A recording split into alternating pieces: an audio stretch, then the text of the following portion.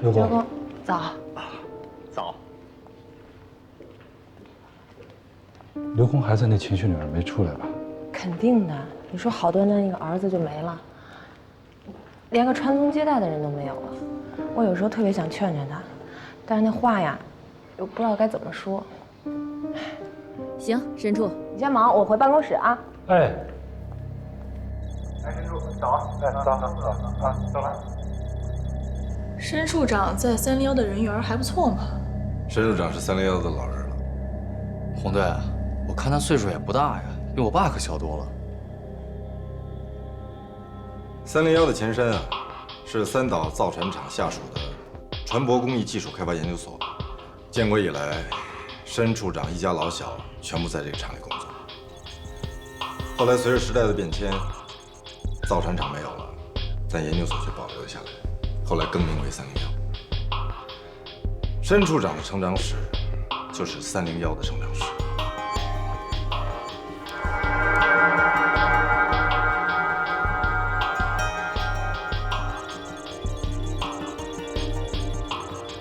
他进张工办公室了。办公室里面没有监控摄像头吗？办公室里有摄像头，那不叫监控，叫监视。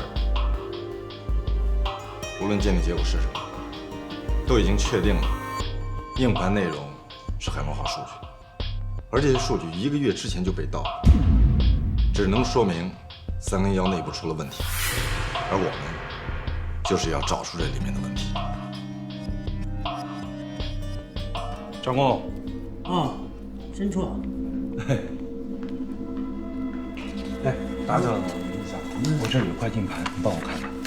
什么内容？我哪知道？这不是请您帮我看看吗？哎呀，我这儿挺忙的，要不你让小程给你看一看啊？别，张工，这个还非得您亲自看。您看完以后啊，你还得帮我出一个鉴定报告，耽误不了你多少时间，看看就行。啊，好，那我忙完了以后给你看看啊。哎。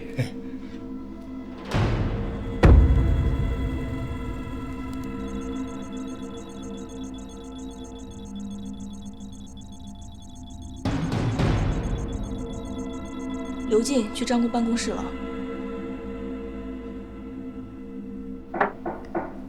请进。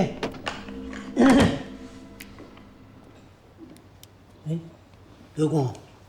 哦，申处也在啊。哎，我找张工帮个忙。请坐吧。张工啊，这个是我的停职报告。怎么了？儿子没了。我这每天都恍恍惚惚的，我怕这样下去啊，会影响工作，所以，张国，你也是做父亲的，希望你能理解。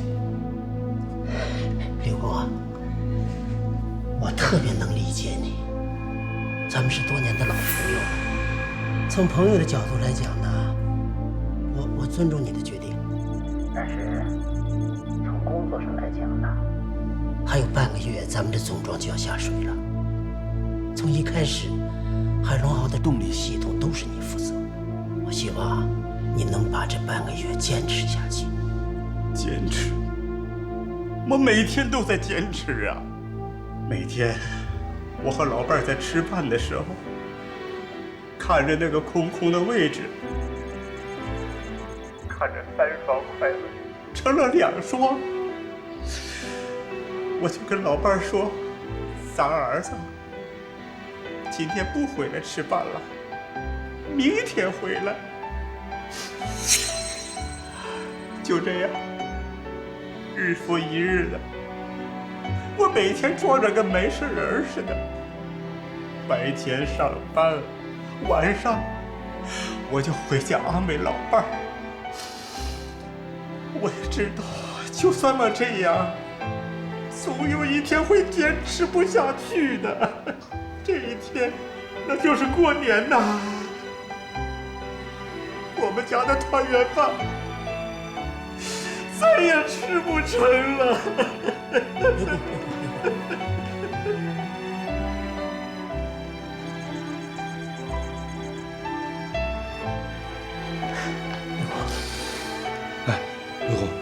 您喝水。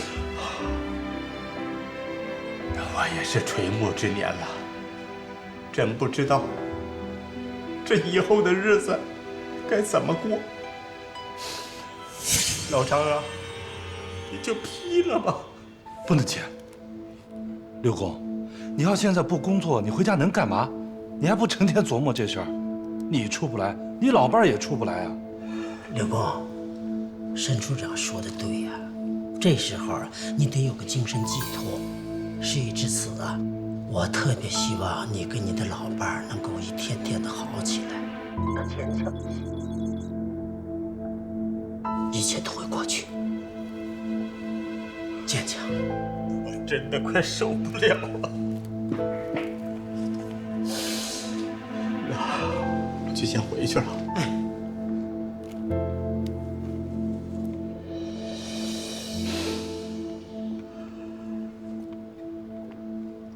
慢点，刘公啊。这刘公也真不容易啊。沈处，尽快让张工鉴定硬盘内容。快看，有2个人进入了301办公区。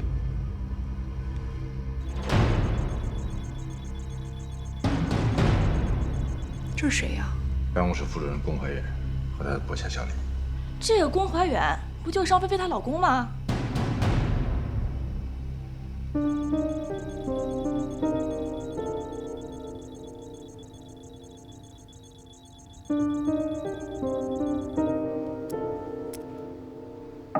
爸，2个事儿啊，沈叔叔好。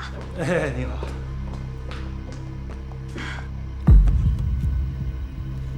工作的时候得有个工作的样子，哎。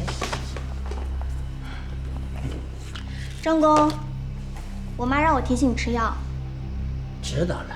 啊，没事，你去忙你的去。有工作的事儿。我发现一个问题啊，智能固件升级遇到了瓶颈，如果不解决的话，很可能会影响半个月后的总装下水。哦，给我讲仔细点。你看，650P 是在这个位置吧？嗯。但当时我们在设计 K980的时候，没有考虑到它的反向回路问题，所以现在650P 和79K 的连接就出现了尺寸问题。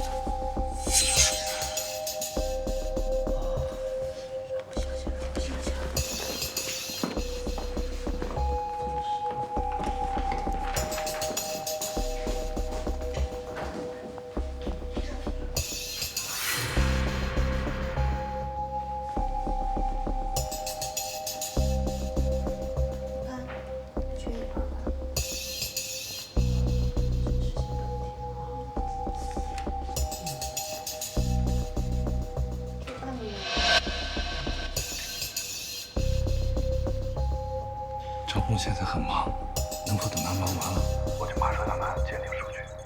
收到，沈处，请您务必不要让硬盘离开你的视线。哎，好，我知道。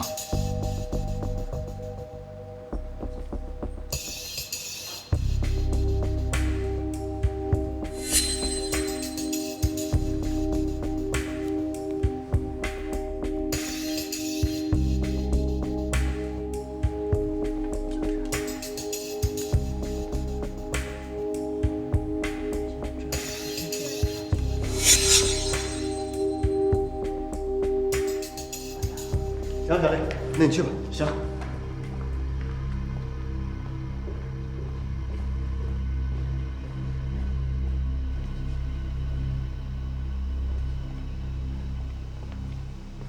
有事儿？沈主任啊，看见他菲菲了吗？早上见过。他在办公室了？应该在吧。你帮我个忙行吗？你说。那个，你把这交出来，让我悄悄在桌上放个东西。哎，小峰，咱们可别犯错误啊！瞧您紧张的，我能犯什么错误啊？我给他一个水杯子。今天啊，是我们俩结婚1314天，这不代表一生一世吗？我想给他们浪漫一下。你些小子，你们是掐着日子过呀啊！你们这些年轻人可真够浪漫的，想学都学不来。师傅，你帮我这个忙吧，怎么了？帮我交代一声啊！沈处，让他尽快离开这里。我今天有事儿，这个我还帮不了你忙啊。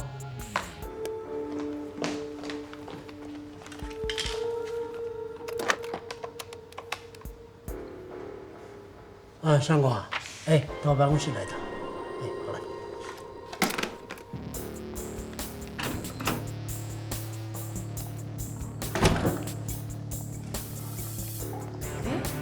怀远，申叔，你怎么在这儿呢？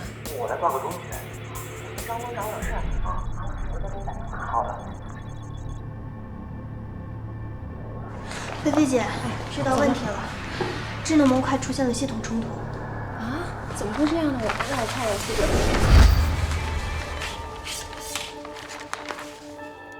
那行，我先走了，去忙吧。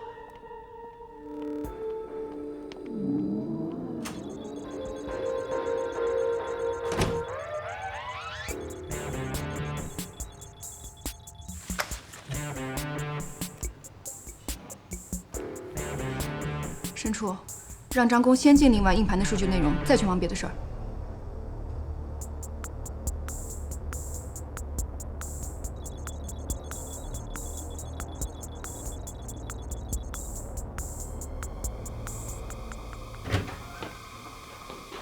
上官，你说，让大家都到会议室召开一个紧急会议。好的，没问题。哎，张工，张工，那就等我一会儿，马上去啊。对，这个硬盘数据你得帮我鉴定一下，耽误不了多长时间。里边什么内容？我哪知道？你帮我看看不就完了？可是抓紧啊，我一会儿开会。哎，好嘞，好，你放心，放心。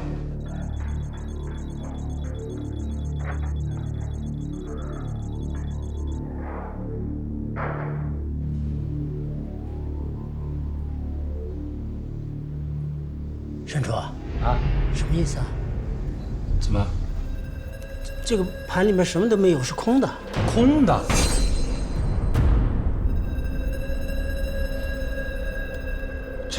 这怎么可能呢？这里面有80个 G 的数据。好，你自己看啊，我马上去开会。小张，走的时候把门给我带上啊。这儿。硬盘里面没有任何数据。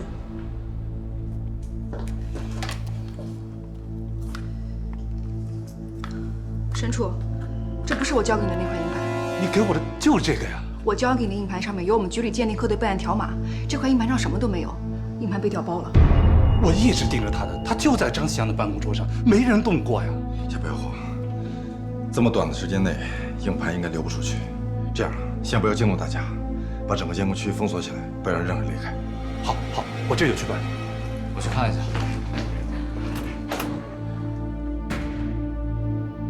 今天咱们来主要集中商量一下刘工所负责的动力系统，也就是207组啊，大家来看这一点。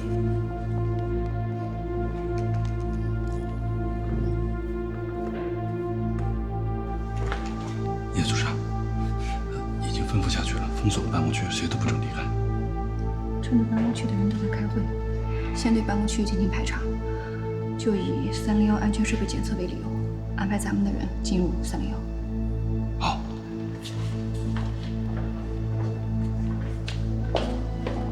大概是这个吧。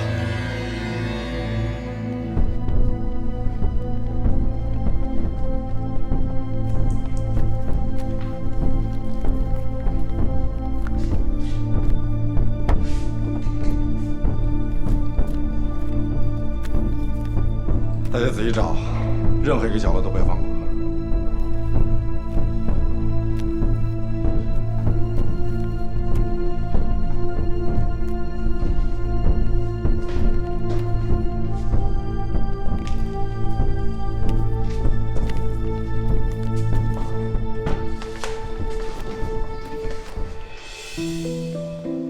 2位请留步。我们是来过来搞悬挂的，已经工作完了。请把工具箱打开。刚见你们申处，申处吩咐了，谁也不能出这栋楼。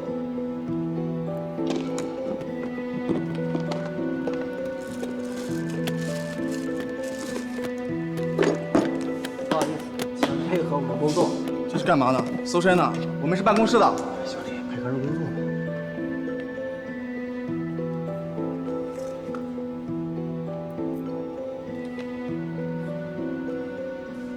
没事了，请二位先到休息室休息一下。哎，这身也搜了，工具箱也看了，咋还不让走呢？小李，301规矩，手术手段。走了。跟审犯人似的，这都出什么事儿？有发现吗？没有。红队呢？哎，他刚才不还在这儿吗？啊，我给你找去。不用不用，你们接着找，我找他去。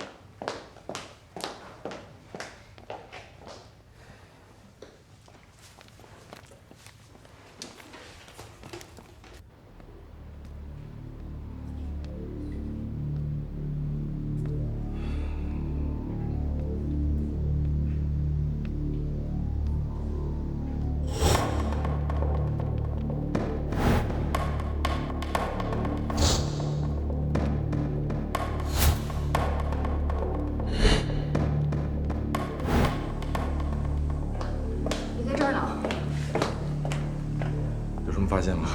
没有，你有发现吗？申兵申处长在拿着硬盘进到我爸办公室之后，除了我爸，还有张岩、商菲菲、刘静这3个人进去过。也就是说，先打断一下，应该不是3个人，是4个人，还有申兵申处长，他也进入过你爸的办公室，而且进出过好几次。好，4个人。可是硬盘一直在办公桌上，如果被人调包的话。硬盘应该就是在办公室里被调包，因为只有那间办公室里是没有视频监控的。我们刚才虽然是可以通过耳麦听到他们的谈话，但是里面到底发生什么，咱们是不清楚的。那也就是说，凡是刚才进出过这间办公室的5个人，刘静、商菲菲、张岩、申处长，还包括你爸，都有嫌疑。还有一种可能，申处长在拿着硬盘进到我爸办公室的途中就已经被调包了。申处长是在咱们的监控下进入你爸办公室的，那在途中碰到了商菲菲、刘静。叶初，会议已经结束了，通知所有人暂时不能离开办公区，还有安排人先跟刚才凡是进入过那间办公室的5个人进行接触。好。红队，我知道，我回避。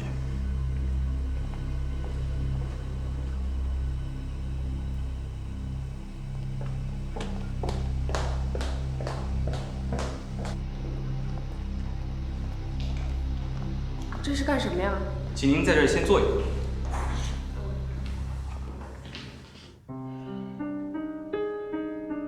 龚主任，我们要在这儿待多久？估计是出事儿了。我出去看看。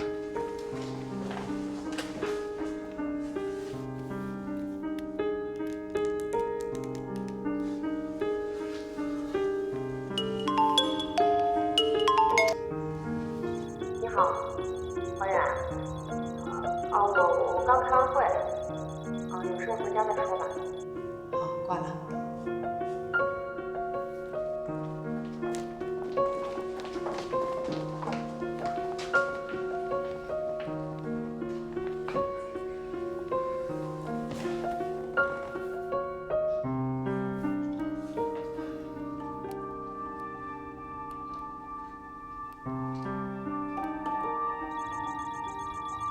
太奇怪了，怎么了？龚怀远跟她是什么关系啊？是她老公，她手机来电显示肯定是有备注的。你说啊，明明知道自己老公来电话，接电话的时候还说声你好，这个不奇怪吗？习惯吧，谁给他打电话，他都会先说声你好的。我觉得他们俩挺奇怪的，就是觉得夫妻之间太客气了。那叫相敬如宾。而且，在硬盘被调包的时候，他们俩都在办公区。龚怀远没有进入张夕阳的办公室。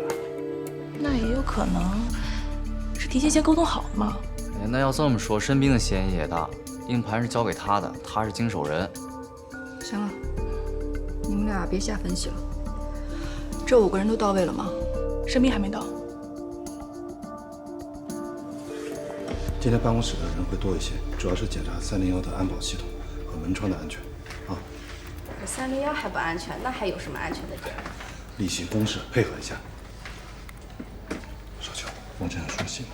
行，主要是不要引起大家的误会。哎呀，这时间一长，大家肯定会觉得有问题的。我知道了。你去我爸办公室，再仔细查一遍。是。叶总来了。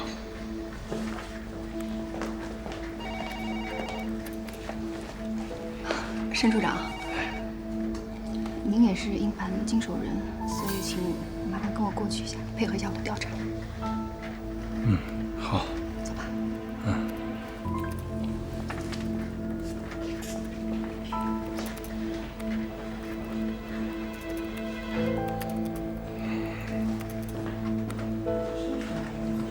就是怎么回事？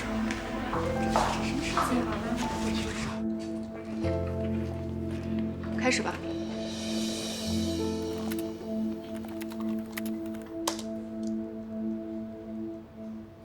说句实话，也许你们不爱听。我是301保卫处的处长，我要是都有问题了，那301全都是问题。申处长，我们只是询问一下当时的情况，您呢把当时的情况说一下。我把硬盘放在张新阳的办公桌上，就一直盯着他，眼睛都没有眨一下。他什么时候被调了包，我真的不知道。您确定您一直盯着这块硬盘吗？确定。视线从来没有移开过。只能说离开的时间不多。我跟龚主任交流过1分钟，但我也是一直看着他的。请继续。我当时在办公室门口，办公室里面就只有张夕阳和张岩。硬要说硬盘被调了包，那也只有张夕阳和张岩父女俩了。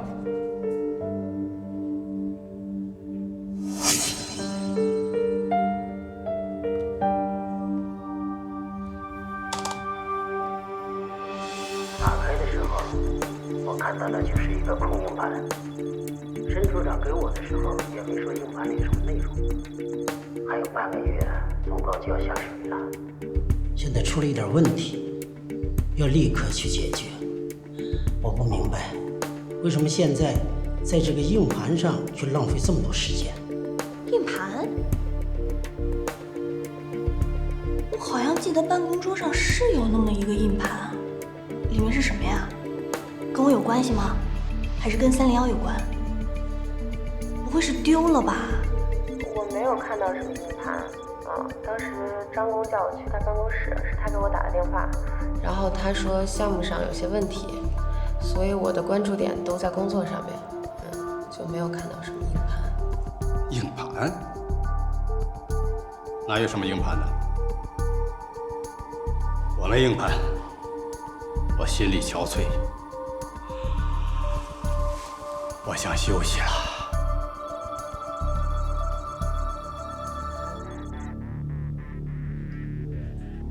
我觉得找硬盘和调查应该同时进行。现在整个办公区，我们都已经进行了地毯式的寻找了。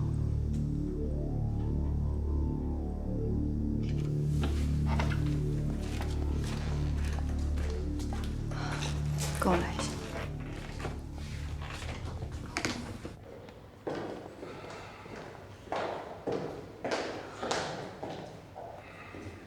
洪队，我知道调查你爸和你妹妹，你心里多少会有点不舒服。没有，这是工作，我完全理解。那我们来一起分析一下这件事情吧。首先，申处长是在我们的监控下进入你爸办公室的，那也就是说，在整个这个过程当中，硬盘是没有机会被调包的。那硬盘被调包的行为就是发生在你爸办公室里，在我们的监控范围以外，对吧？没错。当时我们虽然是看不到办公室里发生什么，可是我们能够听到，通过我们给申处长的耳麦，我们能够辨别那段期间都有谁进入你爸办公室，以及这些人在办公室里分别待了多长时间，还有他们当时在这个办公室里大概所处的一个位置。你爸的办公室应该跟这间会议室差不多大。申处长拿着硬盘进入你爸办公室，把硬盘放在你爸的办公桌上。当时你爸还没有来得及鉴定的时候，第一个紧接着走进这个办公室的是刘静。刘静是来递停职报告，之后他说他因为儿子刘子安的死，心里无法平静，不能正常工作。然后我们是听见申处长是给刘静去倒水，你爸是去拿纸。我测算了一下，如果你想调包这个硬盘，实际上只要有2秒钟时间就够了。那么所以在这个空档，刘静是完全有机会调包这个硬盘的，这是一。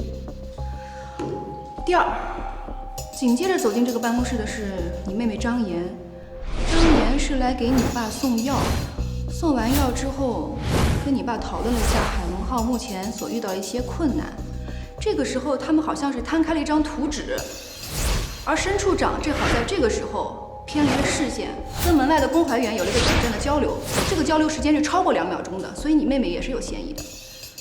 3，接着你爸是给商菲菲打了个电话，商菲菲又进入这个办公室参与了这个图纸的讨论。这个时候那张图纸是摊开在这个桌面上的，那么也就是说这个硬盘是掩盖在这个图纸下面的，所以商菲菲也有机会作案。她完全可以在整个图纸的掩盖下调换这个硬盘。当申处长跟龚怀远交流完，把视线转移到这个硬盘上的时候，这个硬盘很有可能已经是被调包了的。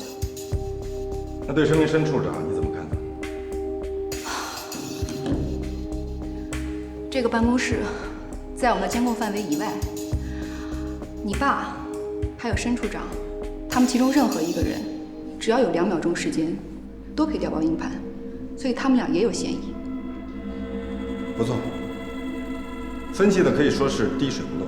这5个人确实都有作案时间，但是我有2个疑问。第一，如果说嫌疑人在办公室把硬盘调包之后，他们把它放哪儿？如果说他们随身携带的话，这5个人我们都查过了，他们身上没有硬盘。他们离开办公室来到了这儿来开会，而从办公室到会议室所有的沿途我们也都自己找过了，没有发现硬盘。虽然是还没有找到，可是我坚信硬盘一定还在301办公区域里边。我的第2个疑问是，这5个人有作案动机吗？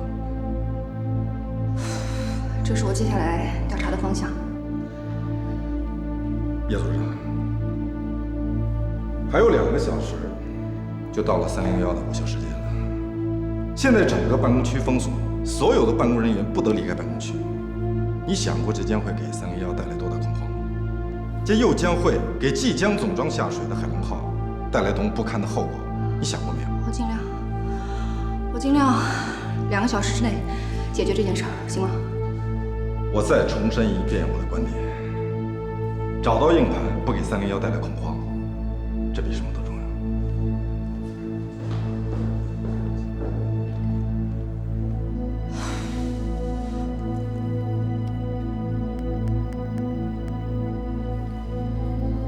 喂，周局，我是叶涵，我在301。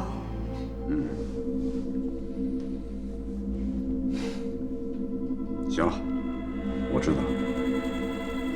好。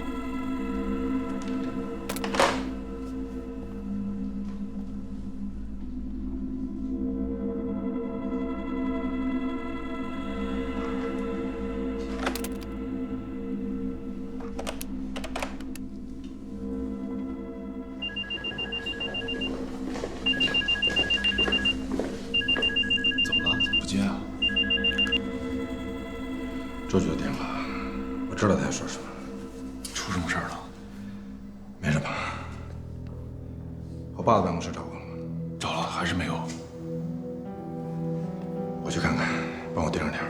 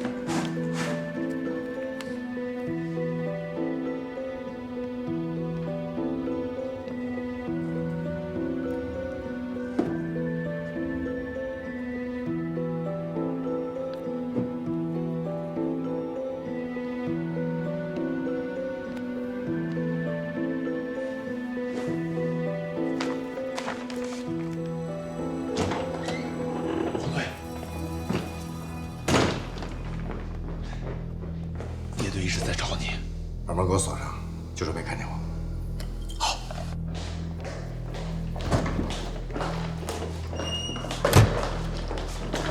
叶初，红队不在这儿。让开！这真的不在这儿。我让你让开！你知不知道自己在做什么？让开！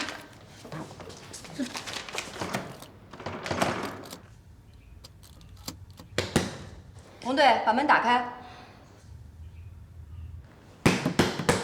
真不在这儿。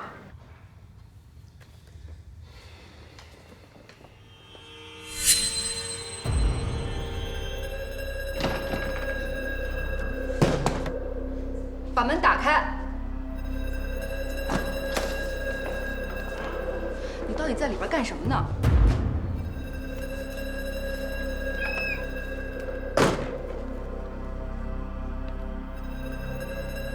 这上面有鉴定科的备案条码，这是咱们被调包的那块硬盘，你在哪儿找到的？通风口下面的书柜上。江源，去看看，能不能上去人？是。哎，红队。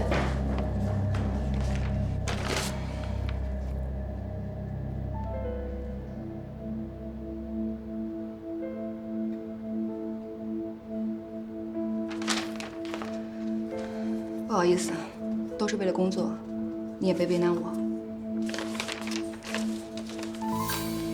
明白。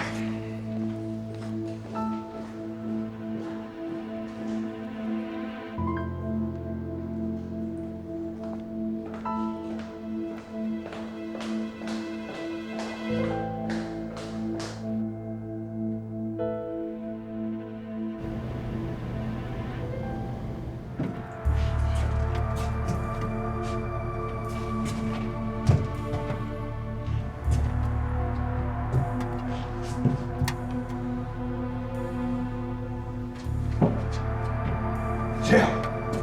我。哦，你怎么上来了？哎，他不让你休假吗？没开始。哦，你跟他急了？当然没有，就赶紧破了这个案子，我才有可能尽快结束休假。好吧。红队，你看，这里边就是咱们老爷子办公室。你看这通风管道这么窄，人根本就进不去。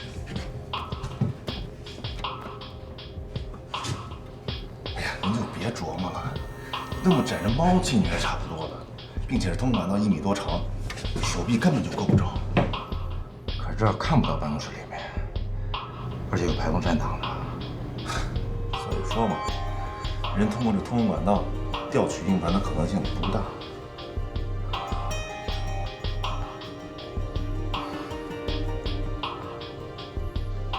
一会儿你去跟叶组长汇报一下楼上的情况。还有，查一下这5个人里面谁有时间把硬盘放在书柜顶上，一定要提醒他。除了作案时间，作案动机更重要。红队，你真的要走吗？这是纪律，不走不行。虽然我不相信我爸和妍妍有作案动机，但是我必须得回避。那有什么情况，我随时向你汇报。如果说汇报的情况需要我回避，你也必须按纪律执行，按一行事。大人，80个 G 的数据内容都在。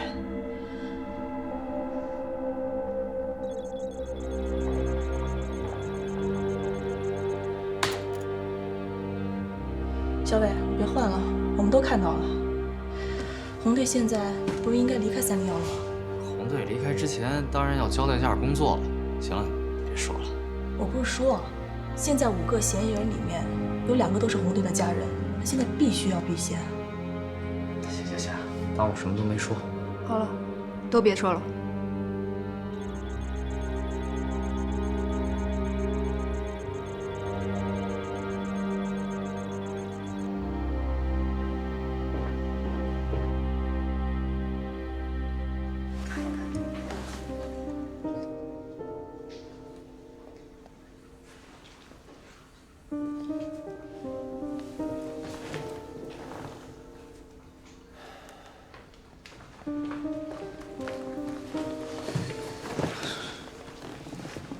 这都快中午了，龚主任，我们还不能离开吗？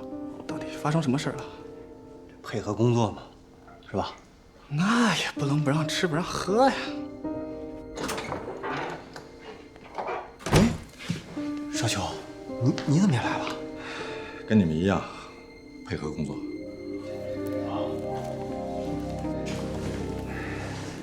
这个301不会真出事了吧？没事儿，真没事儿，你别紧张。你们都知道，像301这种单位，安保工作必须谨慎对待。今天就是个演习，我今天来啊，就是想试试咱们的安保工作做得怎么样。结果对我也没放行，跟你们一样被拦下来了。好，原来是演习啊！我就说嘛，来办公区悬挂个标识吧，怎么就不让走了呢？没事儿，估计一会儿就结束了，别着急，再耐心等会儿。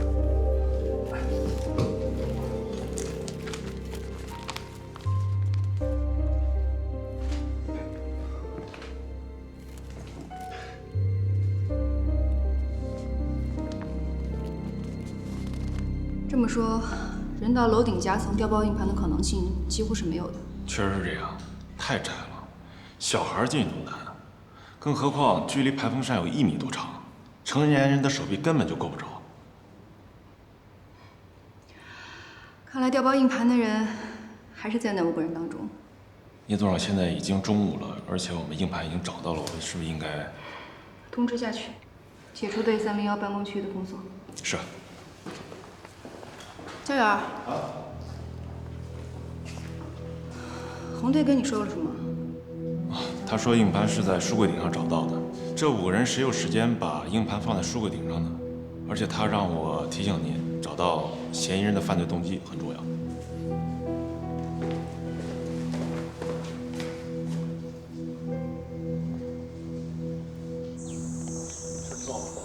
你们这个演习不都已经结束了？怎么我给分飞打电话，一直没人接啊？可能还在开会吧。这都中午了还在开会啊？你们这个工作性质，你不比我清楚。哎呀，你们2口子可真够恩爱的。怎么讲？我可是听说，商工的衣服都是你帮着给买的。没有，真心瞎说。我怎么可能给他买衣服呢？她一个女同志，我给她买衣服，她一定不喜欢。衣服都自个儿买。哦。哎，少秋，那个我去食堂吃午饭了。你先去，我先走了啊。又是一身新衣服啊！啊，我们家还原买的。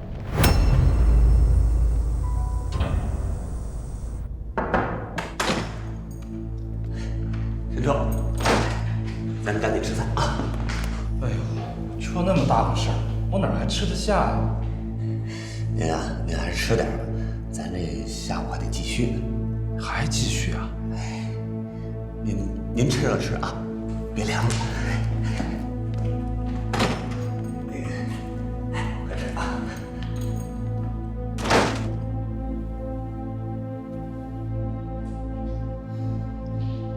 真是莫名其妙。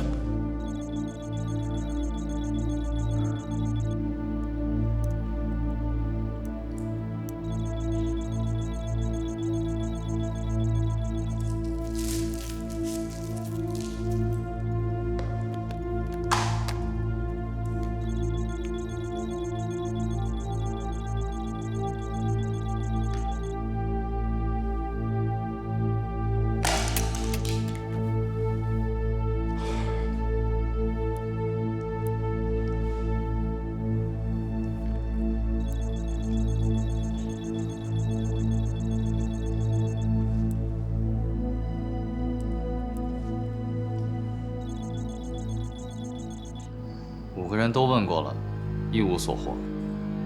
饭后给他们每个人发一份笔和纸，让他们把今天进入张夕阳办公室的全部过程都写下来，每个细节都不要放过。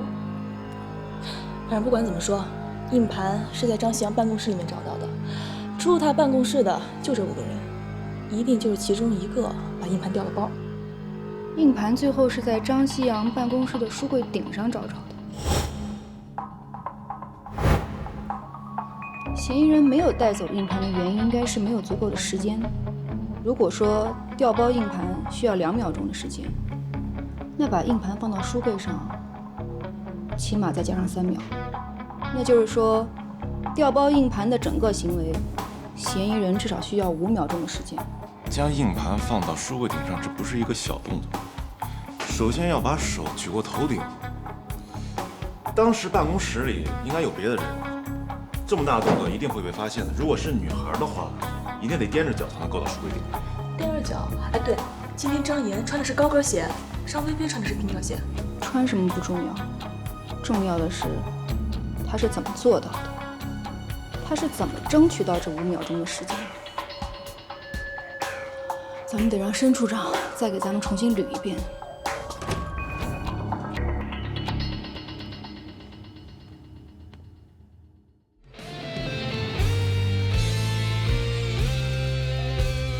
天空中那点乌云已经逐渐散去，遗憾的是给心灵留下了印记。不好的都已过去，幸好剩下回忆。而我们无法知道未来命运，但要学会勇敢面对失去。哦，我知道你此刻有多么的伤心，却看不了你这样的哭泣。不孤单，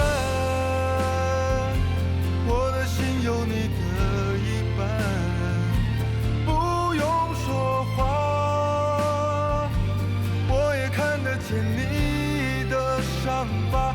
你不孤单，